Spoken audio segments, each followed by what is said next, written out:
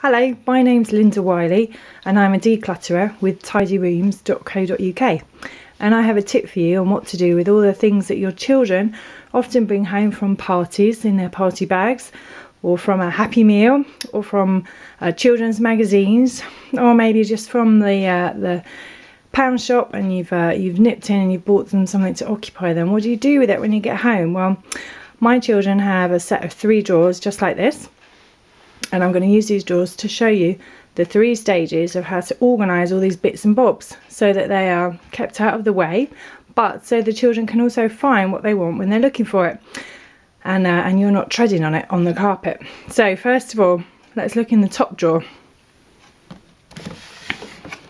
And this is an example of all the little bits and bobs that your children often bring home with them. So there'll be a nice whoopee cushion there, little bits of squishy toys, maybe some party bubbles, some party balloons.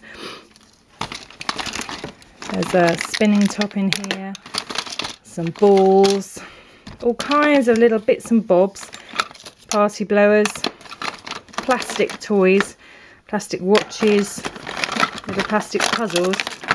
This is an example of all those bits and bobs, and what I'm going to suggest you do with all of those things is you take them and you sort them into little piles. So this second drawer is going to show us what we're going to do. So we would sort all that big lump of stuff into little piles with similar things. So I've grouped together all the torches. I've got some musical instruments there I found. We've got a group of plastic watches. We've got some dressing up party faces here.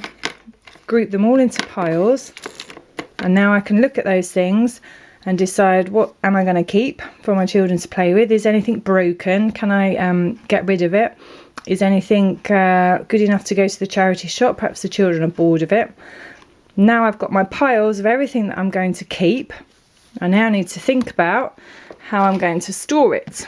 And so this last drawer is an example of the finished drawer, and here you can see we've organised everything into little containers.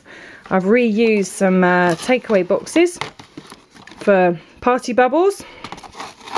I've got a nice one here that's got divisions in it, and that's storing all the little bits of plastic toys and puzzles which they really like to play with now and then, but it's not always easy to put them away at the end of the day.